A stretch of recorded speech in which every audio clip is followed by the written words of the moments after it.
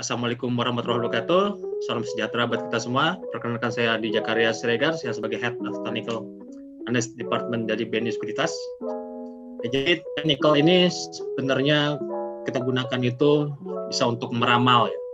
Ya meramal itu tidak mungkin bisa 100% atau di atas 90%. Dan tetap yang penting kita bisa mengatur bagaimana portofolio rekan-rekan sekalian dari 1 juta bisa sampai 10 juta. 10 juta bisa jadi 1 miliar.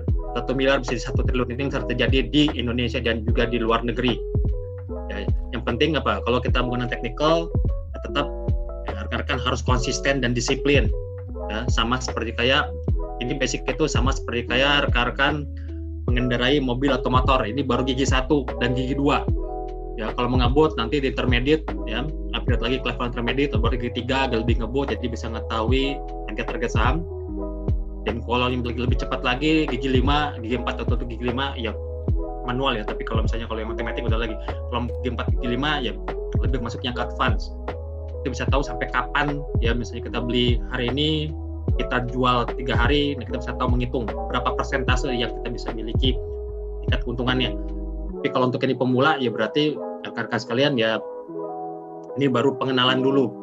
Tapi nanti saya paksain nanti bisa untuk masuk bagaimana untuk mencari saham murah dan juga saham yang mahal yang harus kita hindarin, dan juga cari saham-saham yang tren. Jadi percuma kalau kita tahu buy atau sell levelnya tapi tidak tahu saham yang mana yang mau ngetren, juga percuma ya, hasilnya tidak akan optimal.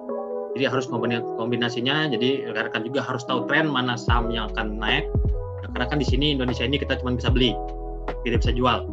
Jadi kita mencari tugasnya lebih gampang ya dibandingkan trader-trader luar negeri yang bisa 2 arah. Jadi di sini analisa technical gunanya untuk memprediksikan dari data yang lampau. Jadi sebenarnya technical itu kita belajar sejarah. Ya. Jadi semakin bagus sejarahnya suatu saham, kedepannya akan bagus. Contohnya kayak Astra, Telkom, saham-saham yang bagus dan tidak ada masalah dari awal, dari IPO, ya perdana sampai dengan sekarang, yang kami iritasi sampai sekarang saham-sahamnya menaik lebih tinggi, contohnya BNI, Bank BRI dan lain-lain.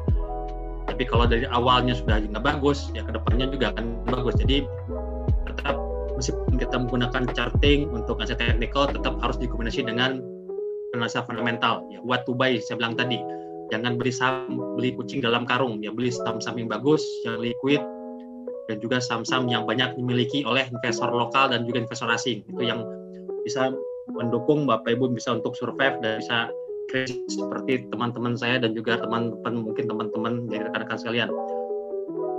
Jadi technical ini kita mempelajari tren ya, sama dengan tren yang lain juga ya. Tren sekarang misalnya tren sepeda ya, saham juga ada trennya juga. Cari yang saham yang trennya naik ya, jangan cari saham yang trennya turun ya, karena saham juga bisa memberikan sinyal di sini jual atau beli.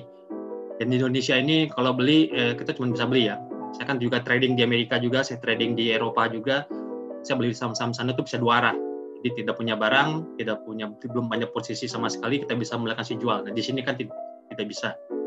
Jadi sebenarnya tugas Bapak Ibu sekalian, ya rekan-rekan sekalian ini sebenarnya lebih gampang dibandingkan rekan kita yang di luar negeri. Karena jadi rekan-rekan sekalian cuma bisa melihat yang naik saja. Jadi yang turun tidak perlu diperhatikan. Ya. Jadi gitu. Jadi tugasnya lebih simpel dan harusnya lebih cuan dibandingkan rekan kita yang ada di luar negeri. Dan sini kita lihat di sini technical itu kehebatannya kita mempelajari supply demand, permintaan dan penawaran. Kalau banyaknya permintaan otomatis harganya akan naik. Contohnya sekarang nih karena lagi isu akuisisi bank-bank mini ya oleh investor asing. Contohnya kemarin Bang Arto ya dibeli sama Gojek. Ya, Gojek kita tahu kan dimiliki oleh beberapa investor dari luar negeri. Nah, otomatis juga secara tidak langsung Gojek itu dimiliki oleh investor asing juga. Contohnya kemarin yang baru dibeli adalah contohnya BNBA, ya, kode sahamnya, dan juga misalnya baca ya, Bank Kapital yang mau diakuisisi oleh Shopee Group Online. Jadi itu juga makanya harga sahamnya melejit. Nah itu contohnya apa yang disebut permintaannya meningkat ya, karena ada isu yang ada, otomatis biasanya isunya bagus, ya pro ke pasar membeli, ya diangkat sampai dengan level tertentu, nah akan mengoreksi kalau terjadi penawaran. Ya kalau dianggap sudah mahal, ya pasar akan menawar. Ya, harga 1000, saya tawar di 900, makanya harga turun. Nah, saya tawar lagi harga 800 karena melihat harganya masih mahal, seperti itu. Nah, dan juga biasanya market itu discount everything sudah didiskon. Contohnya yang terjadi di tahun 2020, ya saya sendiri sebagai technical analyst di BNI Sekuritas sudah memprediksikan adanya crash di tahun 2020. Kalau rekan-rekan sendiri sudah join di BNI Sekuritas sebelum 2020, kita ada namanya outlook, ya, outlook tahun prediksi tahunan, sudah melihat bahwa kemungkinan market akan koreksi besar di tahun 2020 dan terbukti. Kenapa? Karena memang secara teknikalnya indeks kita sudah mahal, saham-sahamnya sudah rangkap mahal, makanya perlu koreksi dulu. Jadi ini bukan hal yang jelek, tapi bagus juga bagi rekan-rekan yang punya dana, belum punya barang, belum punya saham, pengen masuk, ya contohnya seperti sekarang ini banyak saham-saham yang masih murah, itu namanya market discount everything. Jadi semua itu sudah didiskon, contohnya kayak perang, ya, ke bumi dan lain-lain. Ya, pergerakan juga mengikuti tren. Ya, ini sama seperti saya bilang tadi, ya. Jadi kalau misalnya marketnya naik, contohnya kayak hari ini saham-saham pakan ternak naik, ya rekan-rekan juga bisa beli saham-saham pakan ternak. Cuman di mana belinya dan kapan Bapak Ibu rekan-rekan juga bisa take profit, ya nanti bisa melihat lagi level-level teknikalnya. Apakah sekarang yang Jeva, ya saham Jeva Confit yang produsen sosis so good, sudah mahal, kemarin sudah naik, hari ini udah 5%, kemarin naik 7%, naik 12% dalam 2 hari, apakah sudah mahal atau masih murah? Nah, itu dilihat dari teknikalnya. Jadi tidak asal hajar kanan saja, jadi tetap harus dilihat juga. Ya, meskipun ada good news, ya jangan sampai kita belinya ketinggian.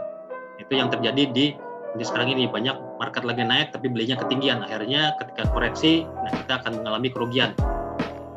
Berikutnya di sini sejarah secara berulang. Ini ada 4 sejarah atau siklus yang ada di bursa. Ini yang harus rekan-rekan juga tahu. Ada siklus yang pertama tuh siklus January effect. Ya, makanya kemarin Januari saham-sahamnya pada melejit.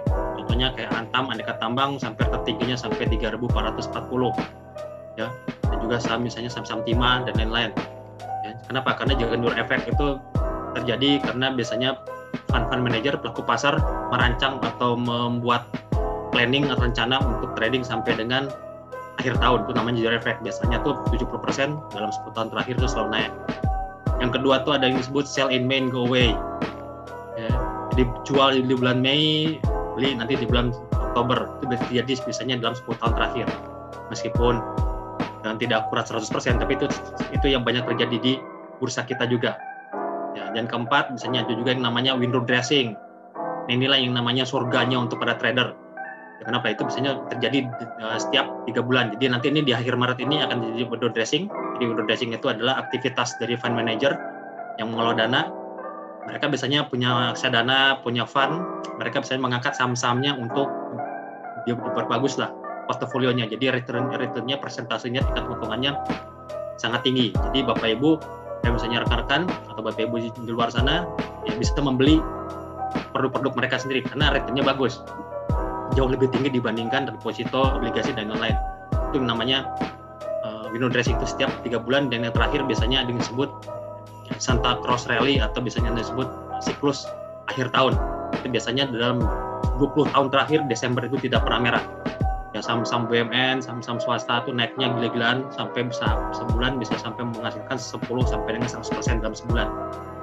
Ya, itu contohnya itu. Jadi 4 siklus itu secara berulang. Jadi juga ini siklus 10 tahun. Ya, 98, 2008 crash, ya, dan juga terjadi 2018 tidak, malah kejadian di tahun 2020. Ini siklus-siklus ini yang kita perhatikan untuk mencegah kita juga mengalami kerugian.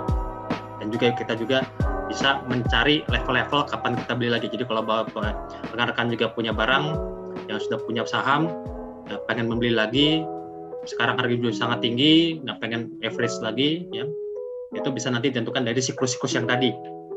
Jadi yang penting tuh dari semua keseluruhan ini, market action, ikuti tren juga, dan sejarah selalu berulang.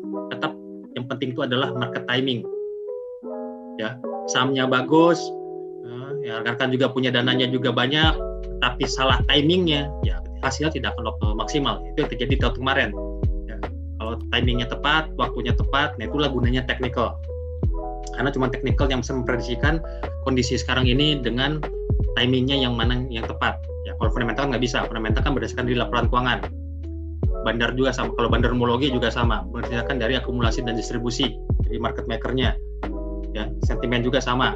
Jadi isu-isu yang selalu berubah-ubah, isu suku bunga, ya, sekarang COVID dan lain-lain yang tidak bisa diprediksikan. Tapi kalau saham bisa diprediksikan. Ya, kalau teknik itu diprediksikan dasar dari chart yang ada di platform. Contohnya kalau di BNI Sekuritas kan ada di Beyond dan juga di Smart.